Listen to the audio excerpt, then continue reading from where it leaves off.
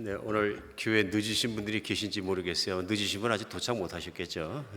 네, 도착하실 줄 믿습니다.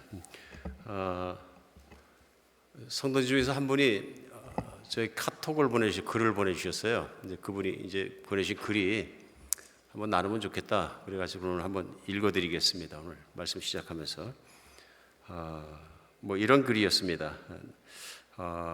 나도 한때는 아름다운 노년을 꿈꾼 적이 있었다. 시골에서 나무와 꽃을 심고 가꾸면서 전원 생활을 즐기고 자연을 벗삼아 남은 생을 자족하면서 살아야겠다는 꿈을 키웠다. 그러다 이루지 못한 꿈이 되고 말았지만 나에게 선망의 꿈을 불어넣은 사람은 친구였다. 남편은 고등학교, 아내는 초등학교 교사인 부부는 50대부터 10년 계획을 세워 노후 준비를 시작했다. 이들은 은퇴 후 자연에 묻혀 살면서 1년에 2번 해외여행을 다니겠다고 했다. 해외여행이 힘에 부칠 나이가 되면 제주에서 1년 살고 남해, 고흥, 속초, 담양, 안면도 등으로 둥지를 옮겨 다니며 노매드 인생을 살겠다고 했다. 그의 은퇴 후 10년 계획은 치밀하고 촘촘했다. 모든 걸 아끼며 구두쇠처럼 살아도 목표가 있는 삶을 사니 누구 앞에서도 당당했다. 친구 내외는 시간이 될 때마다 시골에 내려가 식물 종자와 나무를 찾아 5일장을 돌았고 여행에 필요한 각종 용품과 옷까지 준비를 낙으로 삼아 많은 시간과 돈을 투자했다. 그렇게 많은 날이 지나갔다. 건장했던 친구가 정년을 1년 앞두고 최장암 말기 판정을 받고는 6달도 채 못 채우고 죽고 말았다.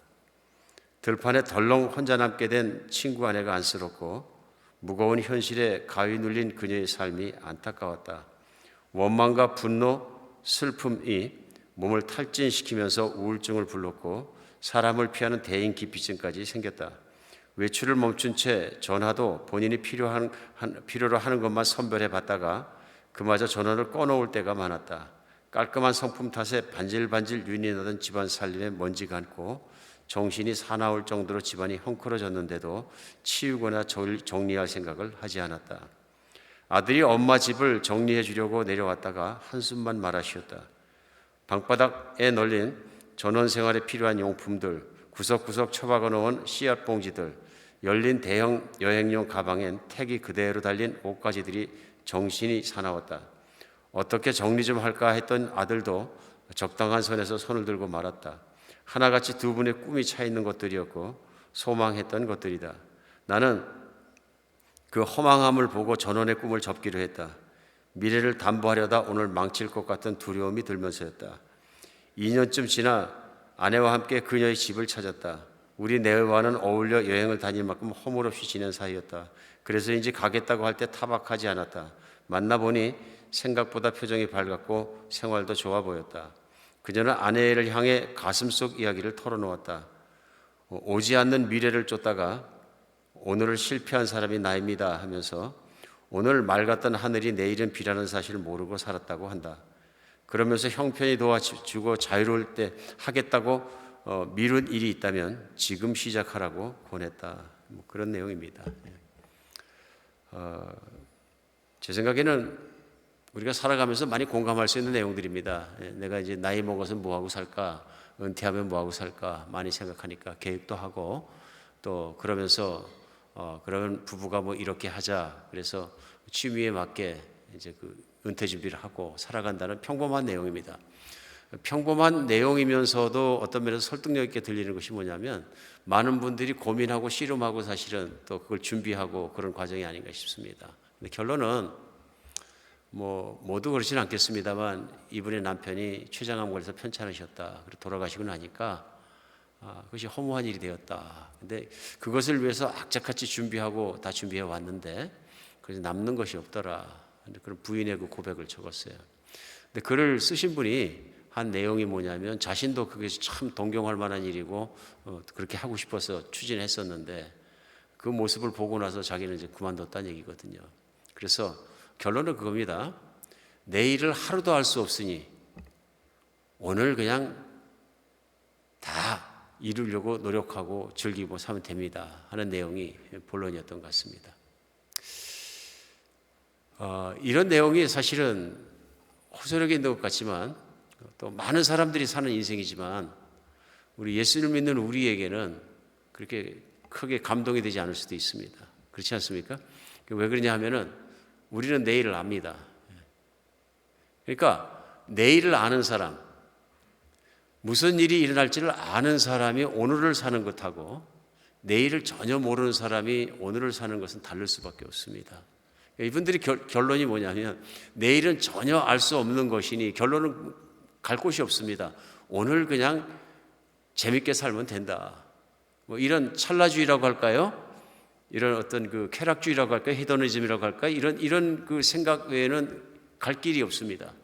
갈 길이 없으니까 결국은 하루하루 재밌게 살다가 죽으면 그뿐이지 인생은 허무한 것이냐 하는 똑같은 인생의 그 허무함 논에 빠지게 되는 것 아닌가 싶습니다. 생각해 보면 예수님 믿는 사람의 특권 중에 특권이 뭐냐면 미래를 안다는 것입니다. 미래에 내가 어디 있을지 어떻게 살아갈지를 안다는 것입니다. 그건 내가 상상한 것이 아니라 하나님께서 그것을 약속으로 주셨고 요한계시록 같은 말씀을 통해서 그것을 보여주셨다는 것입니다. 그러니까 고난받던 교회, 힘들었던 교회, 현실이 너무 극복하기 힘들었던 교회에 하나님께서 사도 요한을 부르셔서 하셨던 일이 뭐냐면 약속의 말씀을 주시고 뿐만 아니라 보여주신 것이죠. 미래에 일어날 일들을 보여주시고 세상에 정말 맨 끝에 최후에 일어날 일까지 다 보여주셔서 오늘을 살아가고 있는 하나님의 성도들에게 오늘을 살아갈 수 있는 바른 길을 주시고 오늘을 살아갈 수 있는 좋은 길을 깨닫게 해주셨다는 것입니다. 미래의 내 삶을 모르면 오늘은 방황할 수밖에 없습니다. 떠돌 수밖에 없습니다. 그렇지 않습니까? 오늘 화두에 읽어드린 이분의 말씀을 여러분이 이렇게 들으시면서 나는 어떻게 살아야 되겠다 생각하십니까? 그렇잖아요. 나는 어떤 태도로 남은 인생을 살아야 되겠는가 생각해 봤을 때 우리가 미래를 알지 못하면 방황할 수밖에 없다. 오늘 그런 면에서 오늘 요한계시록에서 하나님께서 계시로 주신 말씀들은 우리들에게 오늘을 살아가는 때 너무너무 중요한 말씀입니다. 오늘 우리가 들어야 되는 말씀이고 오늘 우리가 알아야 되는 말씀이고 그래야 우리는 오늘을 살 수 있다고 믿으십니다. 그래서 오늘은 계속해서 요한계시록 말씀 10장 말씀이 본문입니다. 10장 말씀은 7 나팔이 부는 6째 나팔까지 불렸는데요. 그래서 땅에 재앙이 떨어지고 이제 10장 한 장에서는 재앙이 떨어지는 내용보다는 이제 삽입된 것 같은 이제 그 다른 내용이 들어와 있는 걸 알 수 있습니다. 그래 보면 10장 1절에 내가 떠보니 힘센 다른 천사가 구름을 입고 하늘에서 내려오는데 그 머리 위에 무지개가 있고 그 얼굴에 해가 있고 그 발에는 불기둥 같으며, 그러니까 사도 요한이 본 환상이죠. 천사가 내려오는데 얼마나 큰지 한 발은 바다에 한 발은 땅에, 그 다음에 구름을 뚫고 내려오는데 그 머리는 하늘에 두고 한 손을 올리고 하늘을 향해 있고 한 손에는 작은 두루마리가 들려있는 그런 천사의 모습을 2절에도 그 손에는 펴놓은 작은 두루마리를 들고 오른발은 바다를 밟고 왼발은 땅을 밟고 사자가 부르짖는 것 같은 큰 소리를 외치니 외칠 때마다 7 우레가 그 소리를 내어 말하더라. 웅장한 모습입니다. 그러니까 우리가 생각하는 조그만 천사의 모습이나 그런 모습이 아니라 거의 그냥 하늘과 땅이 맞닿는, 그리고 지구의 그 땅과 바다를 밟고 서 있고 그런 웅장한 천사. 그러니까 어느 것이라도 지구든 하늘이든 관리할 수 있고 섬길 수 있고 그런 그 힘 있는 모습의 천사가 등장합니다. 그런데 의외로 그 크고 위대하게 생긴 천사의 손에 작은 책이 하나, 작은 두루마리가 들려있더라. 작은 두루마리. 보기에도 아마 작은 거였던 것 같습니다.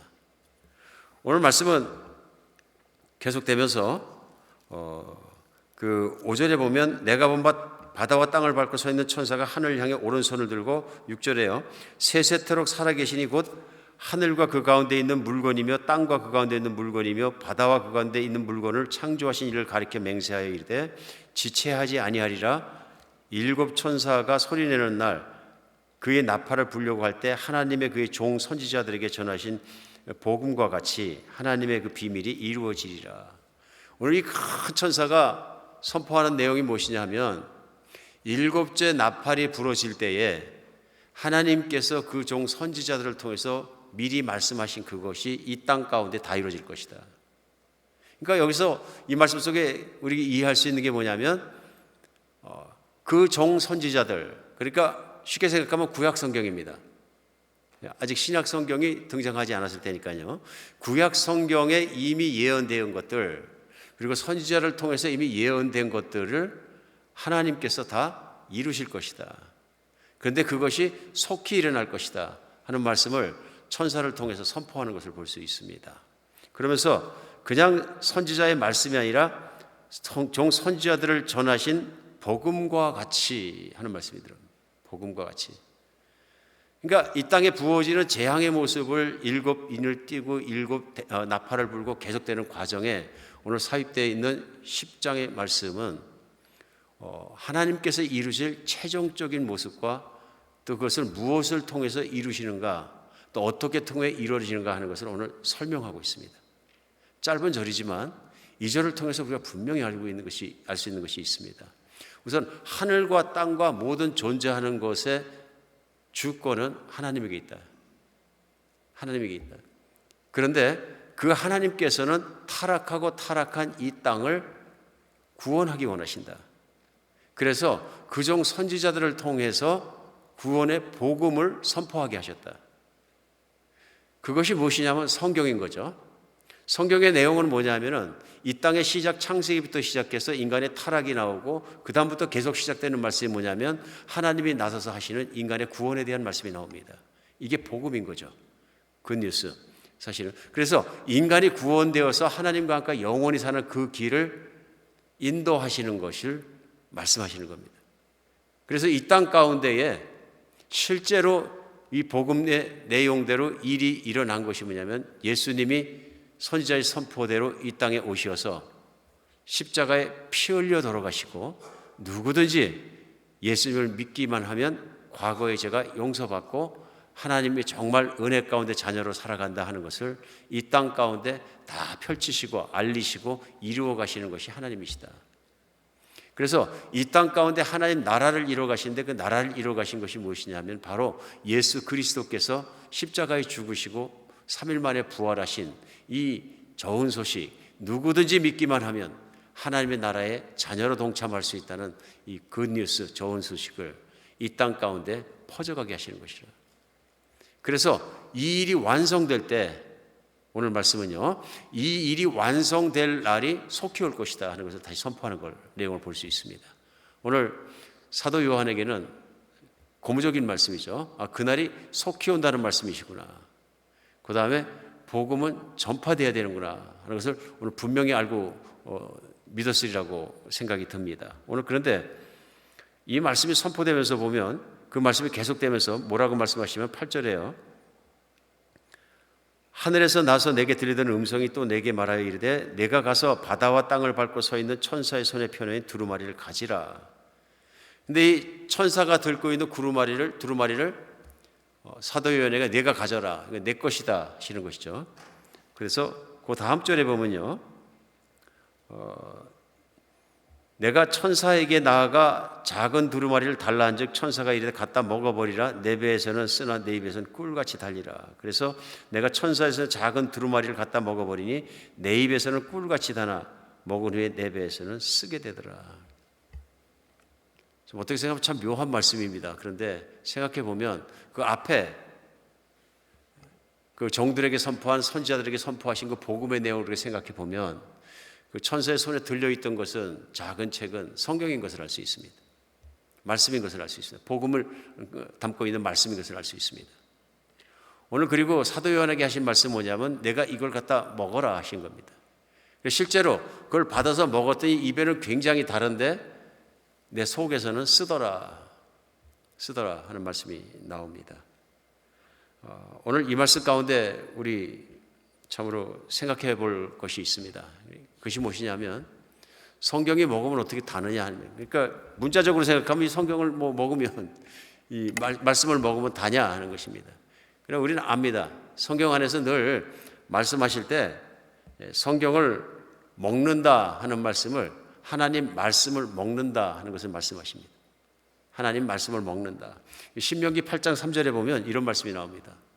너를 낮추시며 너를 줄이게 하시며 너도 알지 못하며 내 열조도 알지 못하는 만나를 내게 먹이신 것은 사람이 떡으로만 사는 것이 아니라 여호와의 입에서 나오는 모든 말씀으로 사는 줄을 내가 알게 하려 하심이라. 알게 하려 하심이라. 그러니까 사람이 떡으로만 사는 것이 아니라 실제로 밥만 먹고 사는 것이 아니라 육신만 건강하게 하는 것이 아니라 하나님 입에서 나오시는 말씀을 먹어야 속사람이 건강해지고 또 하나님의 길을 따라갈 수 있고 복 있는 사람이 되는 것이라. 그래서 만나를 먹이신 이유는 하나님 말씀을 먹게 하기 위한 것이다. 묘하게 들릴지 모르지만 이것도요, 사실은 만나가 맛있는 음식이 아니었던 것 같습니다. 왜냐하면 불평을 많이 합니다. 그리고 지루했던 음식이기도 하고요. 왜냐하면 가루같이 생긴 것을 매일 똑같은 것만 먹으면 무엇이 맛있겠습니까? 케이크 맛있는 거지만 매일 케이크만 먹으면 맛이 없죠. 케이크만 보면 지긋지긋해질 것입니다. 그런 것들, 그보다 맛이 없는 만나를 매일 하루 세 끼 몇 년 이후 계속 먹고 나면 짜증나겠죠. 그런데 내 육신의 내 소욕을 충족할 만큼이 아닌 훈련용 음식인 만나를 광야에서 먹게 하신 것은 하나님 말씀이 소중하다는 것을 내가 알고 그 말씀을 먹게 하기 위함이라. 그 이유는 너를 낮춰서, 너를 겸손케 해서 하나님을 바라보게 하기 위해서 고난을 주셨다. 이런 말씀으로 받아들여집니다. 그런데 여기서도 하나님 말씀을 먹는다 하는 표현을 쓰십니다. 우리 이걸 생각해 봐야 된다고 생각합니다. 일단 중요한 것은 천사가 이 땅 가운데 하나님의 뜻을 이루고 마지막 때가 오도록 바치고 서서 한 일이 뭐냐면은 두루마리를 들고 있었는데, 결국은 여기서 핵심은 두루마리입니다. 이 두루마리 곧 하나님의 말씀으로 세상에 하나님의 나라를 이룬다는 걸 알 수 있습니다. 힘으로 이루는 게 아니고요, 천사가 막 그냥 전부 다 파워로다가 힘으로 이루는 게 아니라 말씀의 능력으로 이 땅 가운데 복음이 전파되게 해서 이 땅에 하나님 나라가 이루어지는 것을, 이루어가는 것을 말하고 있다는 것을 알 수 있습니다. 그럼 여기서 이 말씀이, 성경이 달다 하는 얘기는 무슨 얘기냐? 이건 실제로 체감할 수 있는 일입니다. 예수님을 믿고 나면 더더욱 하나님이 누구인지 궁금해집니다. 여러분 혹시 이미 믿으신 분들은 안 그러셨습니까? 예수님 믿고 나면 굉장히 궁금해집니다. 이 하나님이 어떤 분이시냐? 그럼 어디 있느냐 하면 성경에 있습니다. 그렇죠? 누가 말해주는 것보다 가장 정확한 건 성경 안에 나타나신 하나님이 계시기 때문에 성경을 읽기 시작하는 거죠. 그런 마음을 가지고 내가 예수님을 믿으면서 성경을 열고 처음 읽기 시작하면 저 자신의 기억이 그렇습니다. 정말 신선합니다. 그전에는 성경을 억지로 읽으면서도 몇 군데 읽다 말고 창세기도 읽다 보면 전부 만화 같아요. 그래서 읽다 포기해버리고 다른 데를 읽다가 보니까 믿음이 없으니까 재미가 없고 맛이 없는 책이에요. 소설책은, 내가 좋아하는 소설책은 맛있는 책이잖아요. 소설책, 재미있는 소설책 읽다 보면 맛이 있으니까 어떻게 해요? 밤잠이 설쳐가면서라도 읽잖아요. 끝까지 읽고 또 보고 맛있으니까요. 다르니까. 근데 성경책을 읽으면 맛이 없어요. 무미해요. 믿음이 없으니까 그런 거죠. 근데 예수님을 깊이 믿고 나서 첫 번째 드는 생각이 뭐냐면 성경을 읽어야 되겠다. 그래서 성경을 읽으니까 달아요. 거기 하나님이 나오시는 거예요. 하나님이 어떤 분인가 나오시고, 하나님이 얼마나 자비로우신 분인지도 나오고, 하나님이 얼마나 거룩하신 분인지도 나오고, 하나님이 얼마나 아름다우신 분인지도 나오고, 또 그런 모든 모습들이 나오면서 또 예수님에 대해서 또 신약 성경을 읽다 보니까 야, 정말로 착하신 분이시구나. 야, 정말로 능력도 있는 분이시구나. 그런 것들 읽다 보면은 궁금해서라도 책을 계속 보고 읽게 된다는 것이죠. 제 기억이 납니다. 구약성경을 쭉 읽어오다가 이사야서를 읽는데 이사야를 읽으면서 깨달음이 왔어요. 예수님이 우연히 오신 게 아니라 수백 년 전에 선지자를 통해서 다 말씀해 주시고 오셨구나. 그러니 이 성경을 안 믿을 수가 있나? 이 성경의 안에 나오는 하나님도 내가 믿고 그 하나님을 내가 성경 안에서 만나고 막 그런 생각을 하니까 너무 감사하고 기뻐하고 성경 주신 게 감사해서 성경을 읽다 말고 가슴에 이렇게 꽉 끌어안고 감사합니다. 춤추듯이 그랬던 기억이 나요. 누가 보면 미쳤다 그랬을 거예요. 근데 왜 그렇습니까? 말씀이 달거든요. 분명히 다르니까 그 다음날도 성경을 안 읽을 수가 없고 계속 몇 달이고 성경을 계속 붙잡게 되는 겁니다. 읽고 또 생각을 해보고, 공원 벤치에 나가서 햇빛에 또 앉아서 생각을 하고, 그러다 말씀을 읽다가 생각을 해보면 하나님이 내 얼굴을 만져주시는 거니까 혼자서 기쁘고 감사하고 감사해서 또 찬양하게 되고, 그러니까 영락없이 미친 사람 같은 모습이었을지 모르지만 그렇게 달더란 얘기입니다. 달다. 근데 성경이 왜 쓰냐 하는 걸 느끼게 되는 것이죠. 성경을 해서 계속 읽다 보면 제 생각과 제 삶과 하나님 말씀이 일치되지 않는 걸 자꾸 발견하게 돼요. 말씀이 다른데 이 말씀을 내가 적용해서 살라고 보니까 내 삶에 잘못된 게 자꾸 드러나요. 말씀에 안 맞는 것도 자꾸 드러나고요. 그런 면에서는 말씀이 써요. 그러니까 말씀대로 살려고 하면 말씀은 씁니다. 말씀대로 따라가려고 하면 말씀은 써집니다.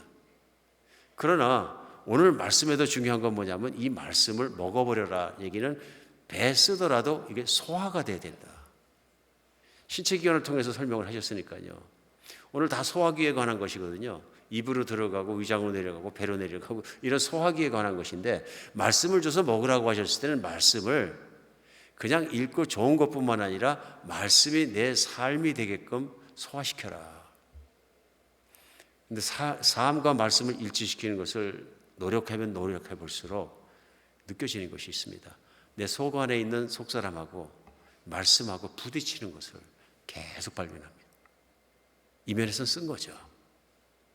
오늘 하나님께서 이 말씀을 주실 때 복음의 말씀은 다른 말씀입니다. 환난과 재앙과 심판주에서 구원받는다는 얘기거든요. 그런데 그 구원을 나는 믿었으니까 천국에 갔어, 그것만 믿으면 다른 걸로 끝날지 모릅니다. 그런데 성경이 말씀하신 구원은 그게 아니라 전인적인 구원입니다.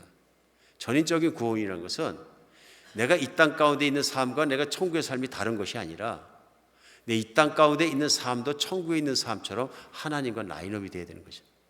그래서 성경에서는 복받은 사람 모습을 한 종류의 사람으로 끊임없이 말씀하십니다. 복받은 사람이에요. 어떤 사람이냐면 하나님을 경외하는 사람입니다. 하나님 경외하는 자에게 복이 있다. 성경을 읽으면서 경외라는 단어나 그 표현이 나왔을 때마다 노트가 빼곡해집니다.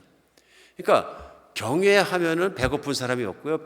경외하면 안 되는 일이 없고, 경외하면 모든 복이 임한다고 성경은 반복 말씀해요. 그러니까 복받기 원하면 하나님 경외하면 돼. 경외하는 게 뭡니까? 예, 물론 두렵고 떨리는 마음으로 하나님을 사랑하고 하나님을 존경하고 따르는 것입니다. 조목절이 경외라는 말씀은 어떤 모습으로 냐면 내 태도와 느낌으로 나타나는 것이 아니라, 경외는 그 말씀이 소화되고 나면 남는 것이 뭐냐면 말씀에 순종한 삶이에요. 그러니까 이 사람은 하나님을 경외하는 사람이다 그랬으면 대표적으로 뭐냐면요, 말씀에 순종하는 사람이에요. 그러니까 성경 안에서 복 없는 사람은 누구냐면요, 말씀을 멀리하고 말씀을 순종하지 않는 사람이에요. 그러나 반대로 말씀을 사랑하고 말씀을 따라가고 말씀을 순종하는 사람이 하나님 경외하는 사람인 거죠. 그래서 성경 안에서의 죄는 확연합니다. 창조자이신 하나님의 말씀을 따르지 않는 것이 죄예요. 그렇죠? 근데 말씀을 따라가는 것이 의이고요. 그러니까 이 중심에 뭐가 있냐면 하나님의 말씀이 있는 거예요. 오늘 왜 이 작은 두루마리가 하나님 말씀이 성경이 중요하냐면은 이 성경의 말씀대로 말씀이 바로 서고 말씀을 따라가는 사람들이 생기는 것이 하나님 나라가 이루어져 가는 것이거든요. 불순종하는 사람들, 하나님 말씀에 반역하는 사람들, 내 뜻대로 살아가는 세상 속에 재앙만 내려주셔서 깨닫게만 지나지 말씀 나누는 것을 해주신 것이 아니라 이 시기에 이 말세에 복음이 전파되게 해주셨다. 말씀이 전파되게 해주셨다. 그런 말씀이죠. 그래서 우리에게 중요한 것입니다. 오늘 중요한 것이 뭐냐면 우리 말씀을 먹어야 합니다. 내가 달아서 받는 것도 굉장히 중요합니다. 복음을 받아들이고 예수님 받아들이고 달아지는 것도 중요한 일이지만 우리는 말씀을 늘 먹고 소화시키고 말씀대로 살아서 하나님 경외하는 사람으로 서야 합니다. 이것이 얼마나 중요한 것이라는 걸 깨닫게 됩니다. 오늘 요한계시록에서 가장 중요한 건 뭐냐면요, 세상에 살아가는 사람들은 잠들어 있습니다. 어떤 면에서 영적으로 잠들어 있습니다. 잠들어 있다는 얘기는 뭐냐면 하나님을 바라보지 않고 영원한 세계를 바라보지 않고 정말 그렇지 않고 땅만 바라보고 사니까 어떻게 되냐면 오늘 내가 육신이 만족하고 살면 그걸로 행복한 거지. 오늘 화두에 말씀 나눴던 분도 10년을 열심히 준비했는데 한 분이 돌아가시니까 즐기지 못하더라. 내일을 모르는데 어떡하냐. 그럼 오늘 막 즐기면 되지. 이게 영적으로는 잠들어 있는 모습인 거죠. 나의 미래가 나의 어떻게 될 줄을 모르니까 불행한 인생을 사실은 사는 거죠. 두려운 인생을 사는 거죠. 그러나 요한계시록을 우리가 보고 믿고 그 요한계시록에서 보여주시는 최후의 날로부터 오늘을 바라보게 되면 어떻게 살아야 될지가 분명히 나옵니다. 세상은 타락하고 망가지고 이기적이고 탐욕스럽고 음란하고 끊임없이 이 길을 따라가겠지만은 자기 육신의 만족의 길을 따라가겠지만 결국은 죽음의 길로 심판의 길로 재앙의 길로 뛰어가고 있는 모습을 보여줍니다. 그러면 미래를 보면서 오늘 내가 살아있는 모습은 뭐냐면 오늘 내가 하나님의 말씀 가운데 살아가는 것이 복 있는 모습이고 바로 살아가는 모습이라는 걸 분명히 알고 살아가는 것이 깨어있는 모습입니다. 요한계시록의 메시지는 깨어있으랍니다. 그러므로 깨어있어라. 예수 그리스도께서 최후의 날에 오실 때가 언제인지 알지 못하고 그러므로 너희가 깨어서 이 땅 가운데서 바르게 살아라. 오늘 이런 면에서 요한계시록의 앞과 뒤를 꿰뚫고 있는 주제는 복음이다 하고 말씀 나눴던 것처럼 복음 없이는 설명이 안 됩니다. 오늘 그종 선지자들에게 주신 복음을 이루시려고 곧 이루어질 것이다.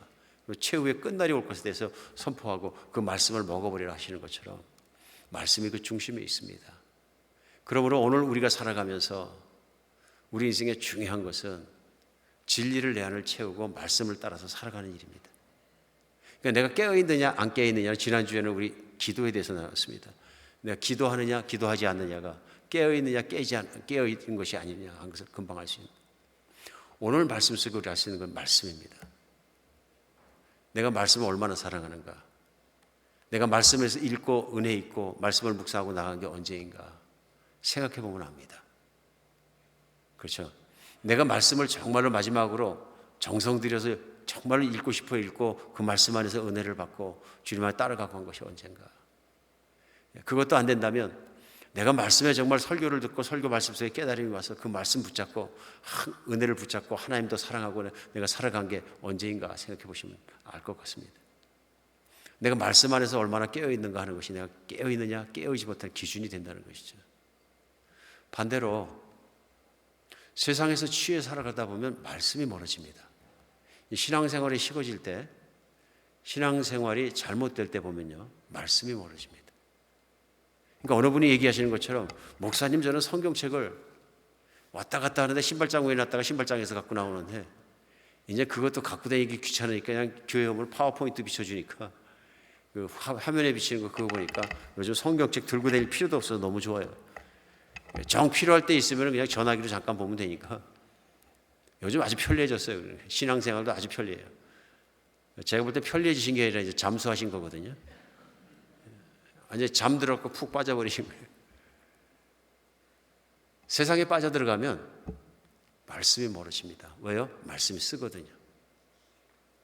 말씀을 먹으려고 그러면 말씀이 나를 자꾸 찌르거든요. 너 잠들었지? 너 하나님 말씀 안 따라가지? 너 하나님 사랑하는 게 아니지? 막 찌르거든요. 이게 찔림이 있고 쓰니까 자꾸 멀리 가야 되는 거죠. 이게 습관이 되면 아예 말씀 가까이 안 가는 겁니다.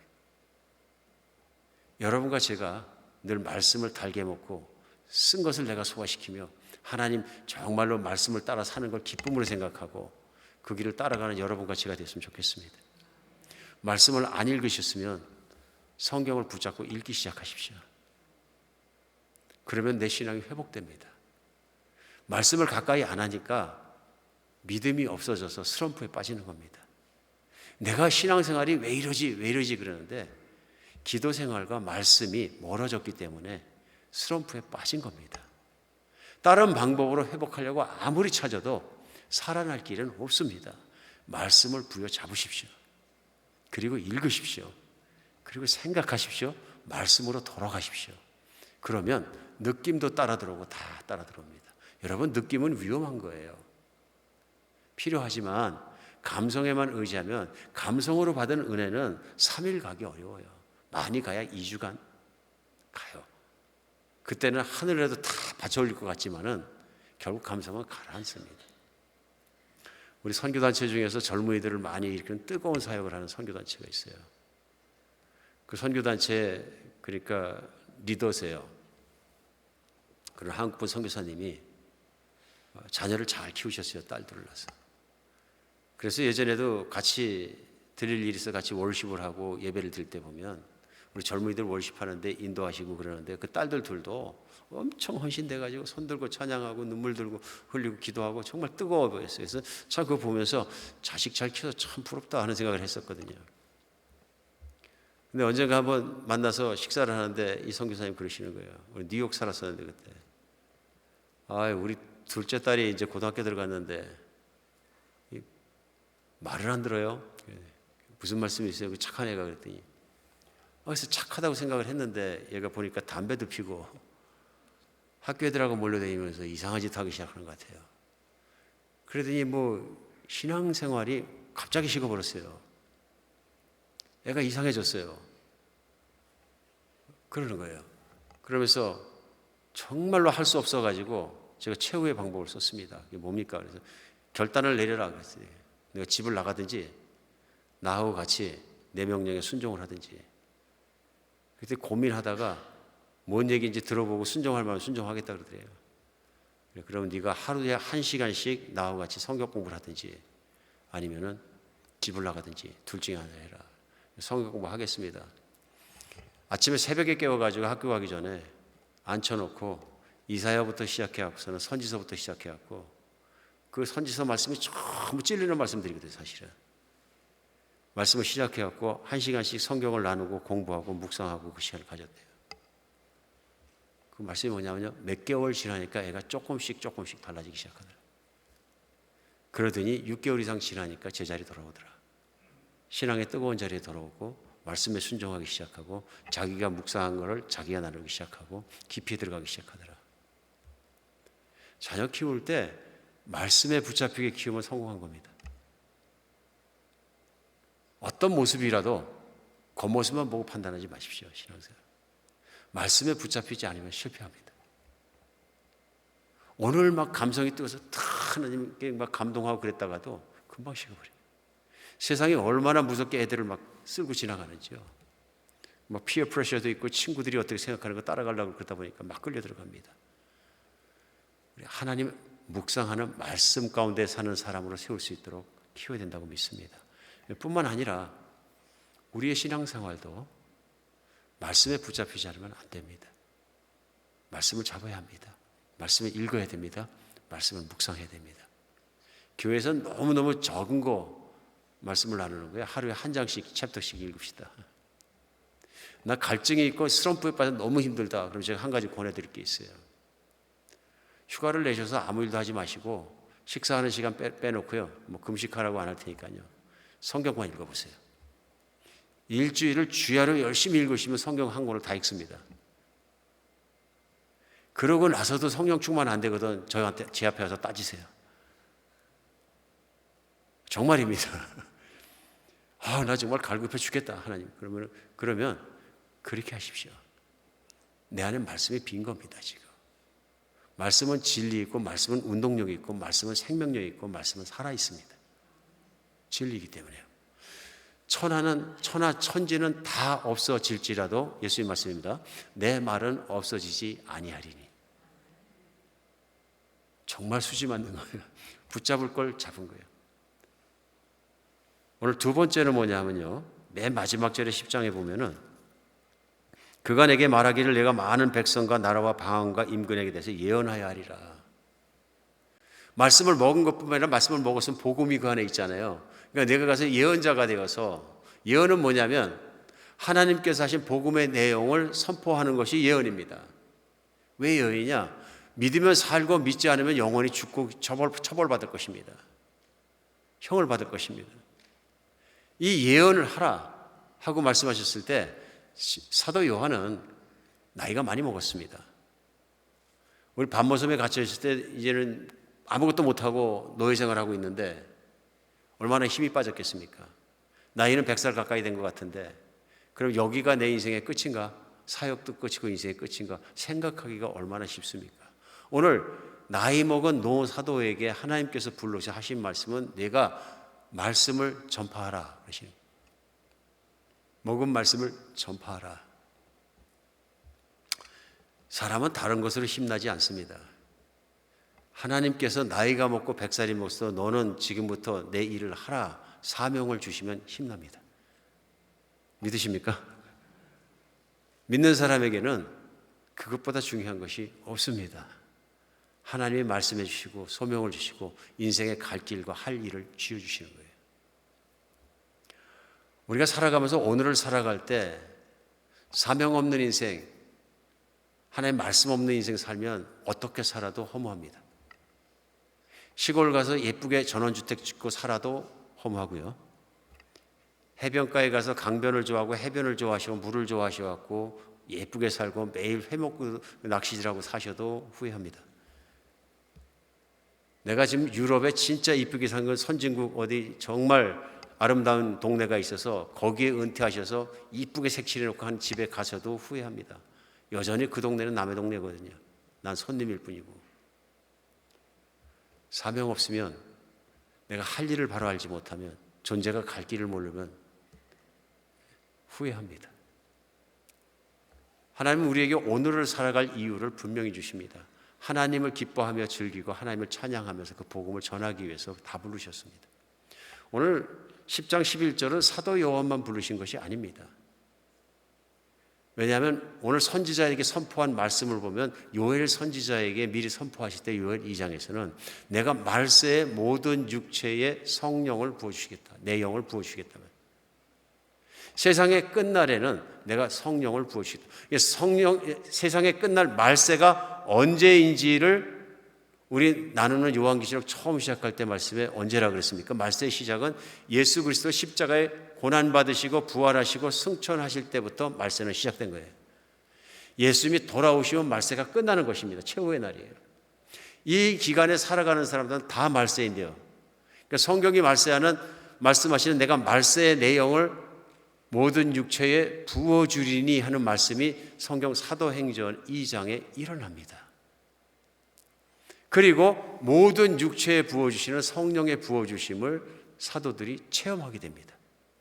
그리고 다른 사람들도 성령의 오심을 체험하게 되고요. 그날부터 시작해서 말세에 예수님이 돌아오는 맨 끝날까지 그 약속이 지켜져서 성령을 부어주시는데 그 성령이 부어주시면 일어나는 일이 무엇이냐면 예수님께서 사도행전 1장 8절에 오직 성령이 너희에게 임하면 너희가 권능을 받고 예루살렘과 온 유다와 땅 끝까지 이르러 사마리아와 땅 끝까지 이르러 내 증인이 되리라. 성령이 이 땅에서 오셔서 믿는 각 사람과 함께 계신 가장 중요한 이유입니다. 내가 나의 증인이 되리라. 예수 믿는다 그러면서 나는 성령 못 받았어요. 그러면은 말이 안 되는 것처럼 예수 믿고 나는 성령은 받았는데 나는 사명을 못 받았어요. 이것도 말이 안 되네. 부담스러우십니까? 정말입니다. 성령이 모든 육체에 허락되시고 모든 육체에 오신 건 감격할 일이고 감사할 일입니다. 하나님이 내 안에 계시고 나와 함께 사시고 나는 하나님 안에 있다. 이것보다 우리를 기쁘게 하는 게 어디 있습니까? 중요한 것 있습니다. 사도들 그리 부르신 것처럼 성령이 또한 나를 일꾼으로 삼으셔서 그 복음이 땅끝까지 전파되는데 나를 쓰신다. 부르신다. 오늘 말씀은 여기가 중요합니다. 요한계시록 말씀은 내가 사는 나 자신의 인생뿐만 아니라 인류가 어떻게 될 것인지 어떻게 살아갈 것인지 어떤 재앙들이 내릴 것인지 얼마나 힘들 것인지 그러나 끝까지 보면 맨 끝에 예수님이 어떻게 올 것인지 그 큰 그림들을 보여주시면서 오늘 내가 나의 삶의 영역에서 어떻게 살아야 갈지를 방향을 잡아주십니다. 그렇지 않습니까? 나에겐 사명이 있고 나에겐 땅에 사는 동안에 내가 누려야 될 것이 있고 내가 가야 될 길이 있는 것을 분명히 잡으십니다. 사람들은 그 길을 살지 않을 때라도 나는 예수님을 믿고 말씀의 길을 따라가야 합니다. 그것이 이기는 길이고 그것이 남는 길이거든요. 뿐만 아니라 나는 복음이란 사명을 들고 예수님의 몸과 같이 내 이웃부터 내 가족부터 내 주변부터 시작해서 복음을 전하면서 살아야 합니다. 그러니까 그리스도인이 그 사명감이 없어졌다. 그러면 일부가 없어진 것이 아니라 어쩌면은 내 삶의 이유가 사라졌다. 그 이유가 사라지면 그 다음부터 살아가는 길은 뻔합니다. 육신의 편한 것, 세상이 추구하는 것, 똑같은 것 추구합니다. 그래서 예수님은 마태복음 6장에 너는 그렇게 하지 말고 그의 나라와 의를 구하라. 그의 나라와 의를 먼저 구하라. 분명히 말씀하신 겁니다. 오늘 여러분과 제가 이 말씀 요한계시록 안에서 삶의 길을 바로 정하고 말씀을 붙잡는 여러분과 제가 되었으면 좋겠습니다. 말씀 붙잡지 않으면 망합니다. 분명히 망합니다. 그리고 내가 정말 주님과 함께 증인의 삶을 살지 않으면 안 됩니다. 왜냐하면 그것이 우리에게 기쁨을 줄 수 있고 그것이 우리 삶에 하나님 부르신 뜻이기 때문에 그렇습니다. 우리 여러분과 제가 그 삶을 살아가는 그런 사람이 되었으면 좋겠습니다. 오늘 기도하겠습니다. 하나님,